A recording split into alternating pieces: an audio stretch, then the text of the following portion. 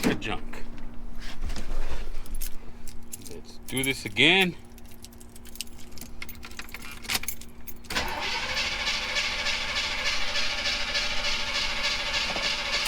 Dang it. Well guys, we're back at it. I'm very excited to finally get started on this project. What we're gonna do, as you can probably tell by the thumbnail, is we're gonna EFI swap this.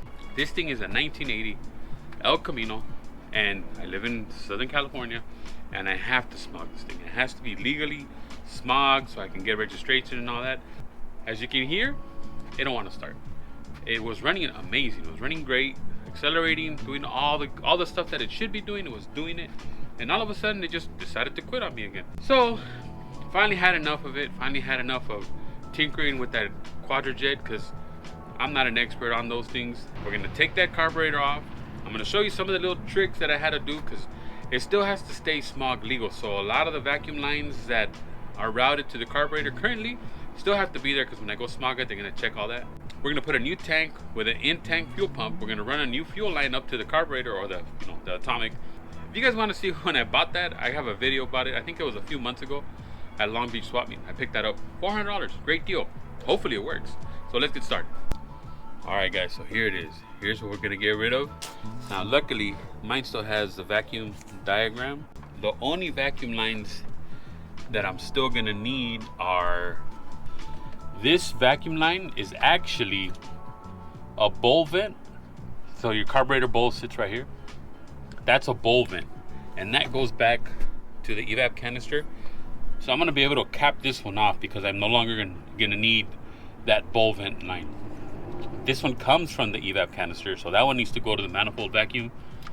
This little one right here, that's ported vacuum, and I think that's for the distributor. This one over here is also ported vacuum, and this one goes to my secondary air and my EGR. So those are the two that I would need to keep, and this one, and everything else could pretty much go.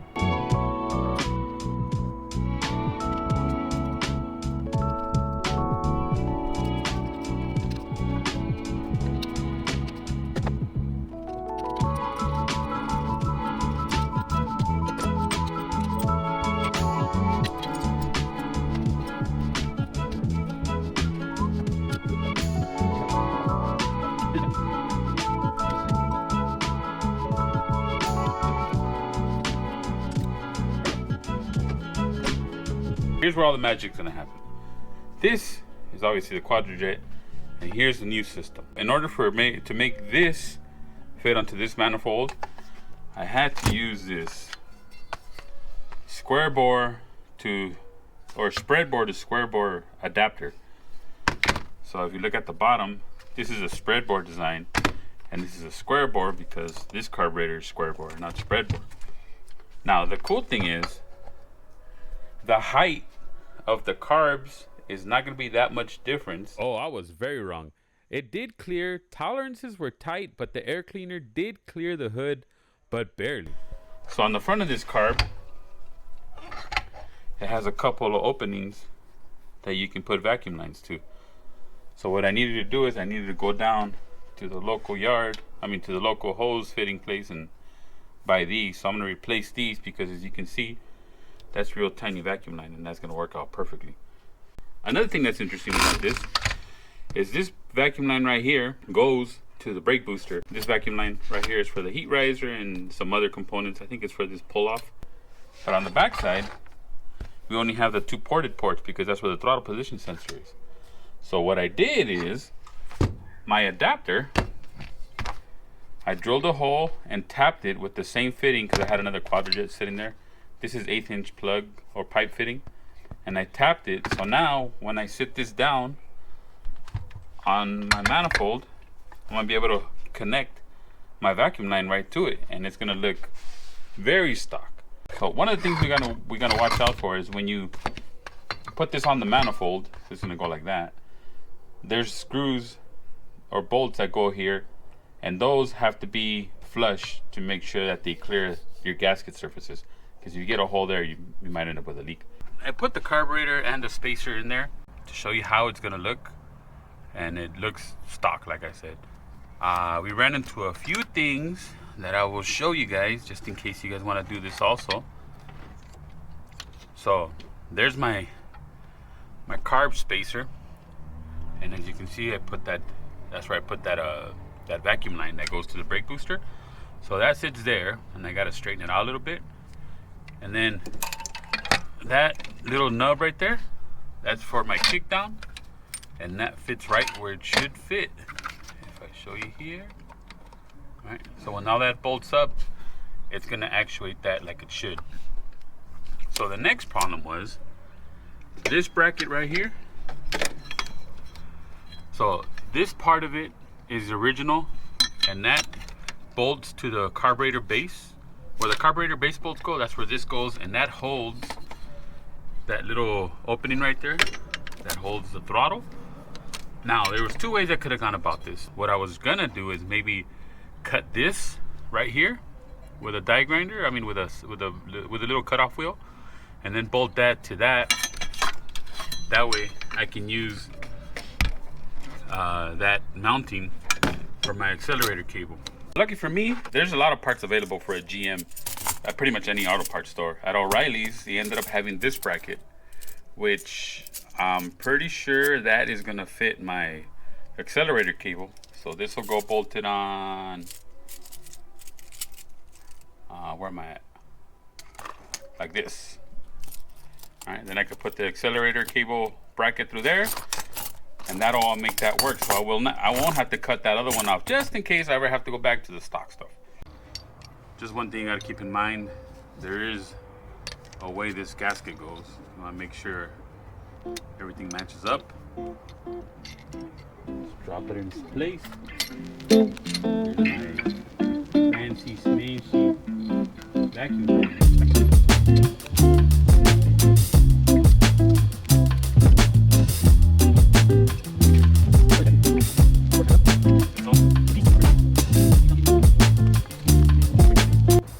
Another thing I did is I opted out for these nylock washers. They call them nylocks. They're nylon washers. See that little nylon ring in there? That basically adds like your lock washer. That acts like your lock washer. Better, bro. Here, bro, better. I like it.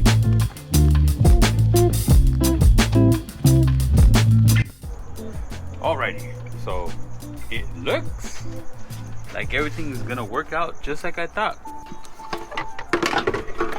See the air horn fits perfectly there. Now I hope you can see this on camera, but it looks like I'm gonna clear barely, but it's gonna clear. All the vacuum lines have been routed. So right here we have my distributor, EGR, secondary air, and PCV.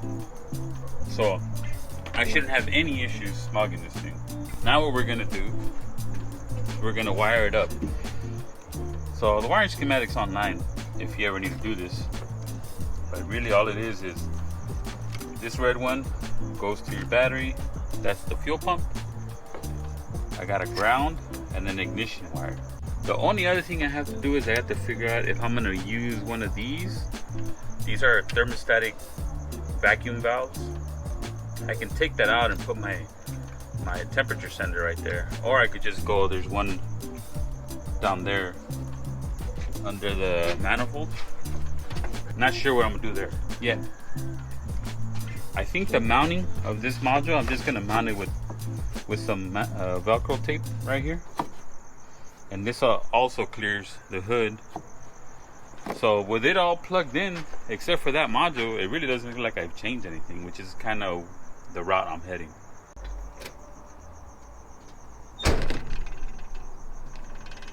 Oh, I am so happy that that thing lit up, because I did buy that at the swap meet. That system cost about $1,200 brand new. I got it for $400 at the swap meet, so that helps out a lot in finishing up this project. The rest of the stuff I had to buy retail, but hey man, right? I'm pretty sure everything else is gonna work the way it should. I just gotta put the tank in. I got a cool fuel system for that thing. I just gotta run one line to the front because I got that regulated fuel filter that goes in the back. So there's gonna be, all the business is gonna be in the back, one line to the front. I gotta run the power to the fuel pump, and then my sender and a ground. But that's quick stuff. That'll be the easier part of this whole setup. So here's what we're gonna be using. I ordered all this on the Amazons, and this is my fuel filter. So I have 2 lines in. So I think they're marked right here. So that's in, that's out, and that's return. So this will be my return line. There's a pressure regulator inside of here that's gonna do all the work for me. We're gonna be using these fancy -6 connectors, and also this style fuel line. So this is a stock fuel pump. This right here is my return line, and that is my pressure line. Well, there's no real way to connect this to this style fuel line. So what we're gonna do is we're gonna cut these ends off right here. So on the stock system, there'll be a fuel line that goes on to here, and you can tighten all that up and it'll all work. And I think this might just be a hose, not too sure. But we're gonna use these, and what these have, they have this fancy little barb fitting in them that'll sit right here and make my seal, and that way I can use, once all this is installed, I can just use a -6 connector here and run it to my fuel line, and it'll all work. So now that I got them cut, you definitely don't want to run your fuel line with all that junk in it. So we're gonna clean these all out. Make sure the edges are nice and trim, so the barb fittings will sit just right. So if you can see, there's a little barb fitting. It'll fit right on the end of that, and when I tighten everything up, should be a perfect seal, and I shouldn't have any issues. That one, I needed a little persuasion to get in there, but it's in there. So let me tighten this all up. So when you're all done, it should look something like that. So here's a new tank. My tank is perfectly fine, but it doesn't have this. Let me show you guys. You see those walls right there? Those are fuel baffles. It keeps the fuel sitting around the pickup of the fuel pump, so you don't ever lack any fuel. And the original tank didn't have any of that. But this being a fuel injected tank, it has it. So now I'm gonna just put the fuel pump in, my screen, and then stick this up under the car. One thing we really have to do when we're doing these projects is take a step back and plan what we're gonna do. So the tank is out. Now I have to figure out where to mount. Well, I had to figure it out. Obviously, that's where I'm gonna put it. So filters here. Don't know what, or at least I didn't know what lines I was gonna use to run the fuel line. So here what I'm gonna do is I'm gonna run this 45, run the fuel line all the way through that channel to the front of the engine over there. And then these last ones, I have straight fittings, but obviously they're gonna hit right here.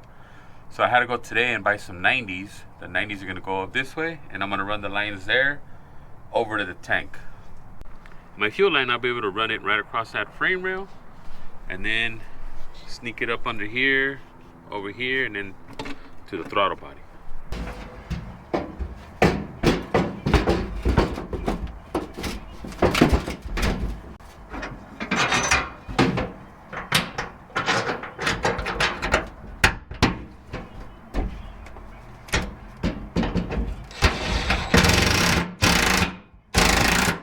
So we want to make sure, let me get the flashlight in there, those fuel lines, see right there, that they're not hitting anything, they're free of obstructions, and it looks like I barely have enough space for that. So I got the length of hose I'm going to be using. I'm going to cut it a little long just to test it, because I only got so much hose to work with. I don't want to run out of hose. But if you've never done PTFE hose, they're super easy. You always put tape on here, because when you cut this, the end, like this one's been cut, that insulator or this outer wrap, it'll like spread out, and then it'll be hard to put the fitting in. So I'll show you how to put the fittings in. It's pretty easy. So what you do is, there's the ferrule you'll be using. So you stick this end. That's why you have the tape there, because it'll allow you to put that in. Then you go ahead and you remove your tape. Then you expose this end, because that's where you'll be sticking the ferrule in there. Want to carefully strip away this insulator or protective wrap. I keep saying insulator. And then you want to put your ferrule in between the insulator and that actual hose.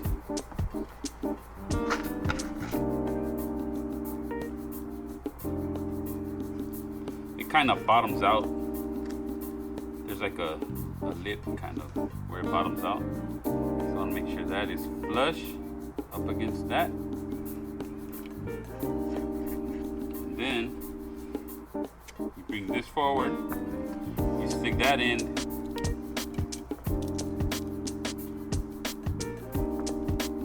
down in there,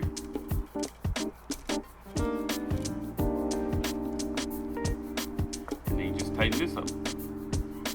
Alrighty guys, so lines are made and installed. I'm gonna tighten these up so I don't have to come back up here and mount the tank up. Oh, excellent. Excellent. This is my evap line. Put that back on. So I am California legal. Alright, so wiring was not bad at all. All it really needs is a tag signal that I'm picking up right there. Now I'm gonna make better connections right here. This is just to see if it'll all run, because I just want it to run. On this side, this lead is the one that goes to my fuel pump. I ran it all the way down right next to the fuel line. That's the loom for my O2 sensor. There's my ECT sensor, and really that's all it needs. So I haven't connected the pump. Go down here, I'll show you. The ground for the pump is right there on the fuel filter. And I have my connector wired right here. So that connects to the fuel pump. And that green wire is for my sender that I haven't wired in yet. So I'm gonna go ahead and start it up, or at least crank it over, and see if I get an RPM signal on my little dashboard here. Then I'll put maybe a gallon in it, check for deeks, see if this thing runs. Alrighty, atomic dash. Alright, crank it. Alright, get an RPM signal, and then put some fuel in it. Fuel pressure 1 psi.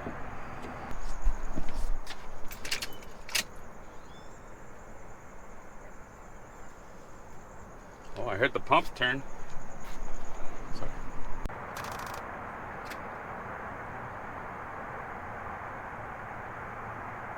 Uh-oh.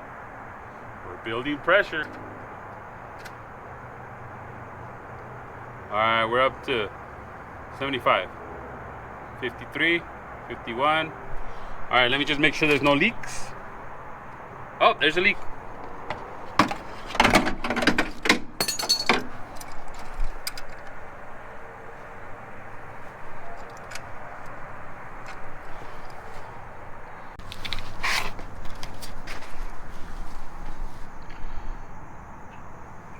Oh no, where am I leaking?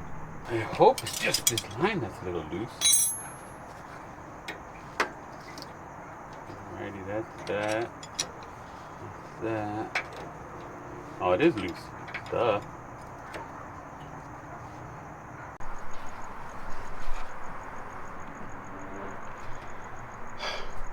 Crank it.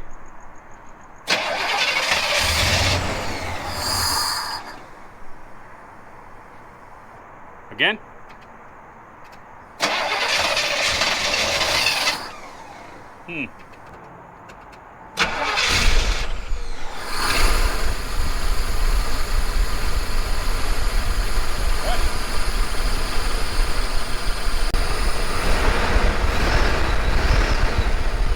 Oh, there we go.